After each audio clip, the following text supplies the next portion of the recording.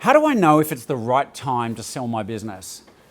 Now, once again, this is a bit of a multi-layered question, which I could spend a long time on, but I'm going to try and keep this nice and sharp for you. I see timing as a multi-headed beast. All right? And now I want you to think about this in terms of layers.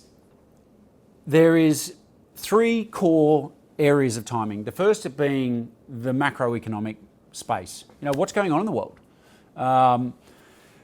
Is the economy a good time? Is it giving you a good window? I think I've given the analogy before that we're all small boats on a very big ocean, and whichever way the current or the waves are going, we're going to go with it, right? And certainly if you try to fight against it, you're probably going to find yourself in a struggling sort of battle.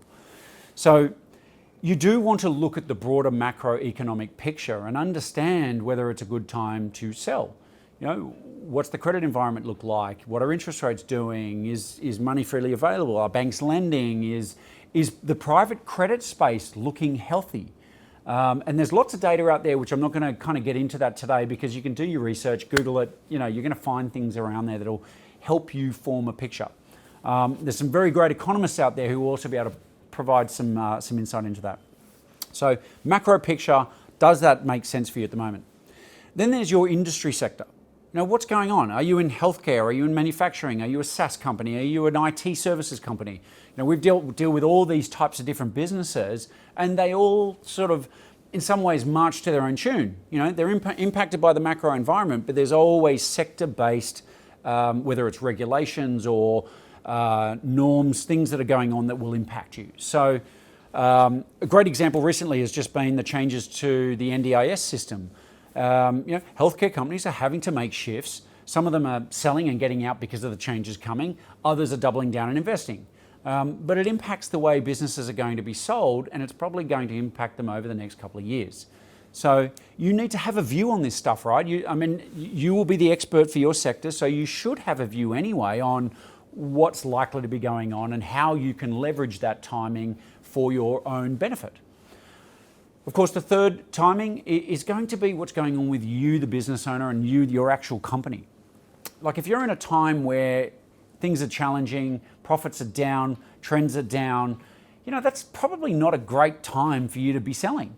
Now, having said that, if that was, I'm a big believer, I've talked about the three layers of timing here. I think you kind of need at least two of those factors in your favor to want to consider selling. If your business is not performing and your industry's in the doldrums, well, even if it's a good macro environment, you're probably not going to get the kind of valuation or the kind of outcomes you want. Having said that, if the macro environment was booming and your industry sector was booming, but you had a challenging time over the last couple of years, you may actually still find that there are buyers for your business, and they'll come up with a number that's not driven by traditional profit metrics. So these kind of deals do happen, and I guess the simple summary of this is that timing is one of the most critical components that will impact your life, your business sale, and nobody's ever going to get it perfect, right? That's why we often talk about not trying to pick the top of a market, but you kind of need to understand how these mechanics work so you can go with the flow, catch that wave to the shore, and not be washed up on the rocks. Now, I want to say one final little thing around timing, and that is just when it comes to your own personal timing, like there's some real elements to this, right? Like your personal business, your business might be performing well, but you personally can impact things in a huge way. I've had numerous guests on this podcast who will talk about how things in their personal life really kind of tipped over the apple cart and changed their trajectory.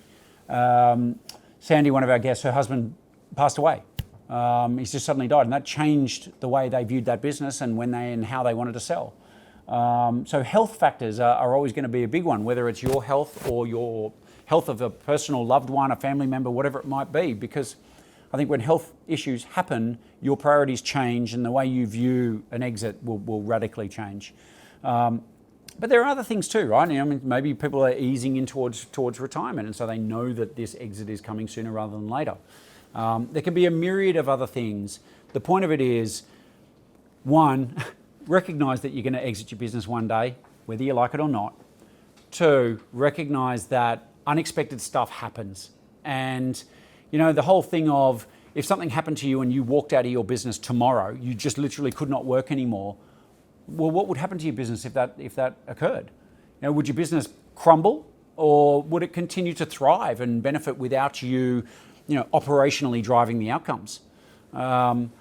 These are all things that you need to ask yourself. And look, if the business is going to face critical issues with you stepping out tomorrow, then you've got a succession issue, right? You've got another set of challenges that you need to think about if you're going to maximize some kind of an exit. So hopefully you can see here, timing, it is such an important issue, but it's a really complicated issue too. And there's so many variables here that are not in your control. We all understand the sphere of control, and we've got a sphere of influence, things you can have some influence over, but you're not necessarily going to have full control over. And then there's the rest of the world, right? So recognize that the world is unpredictable. Try to build in some robust elements to your business to manage things that are going to pop up, because they always do.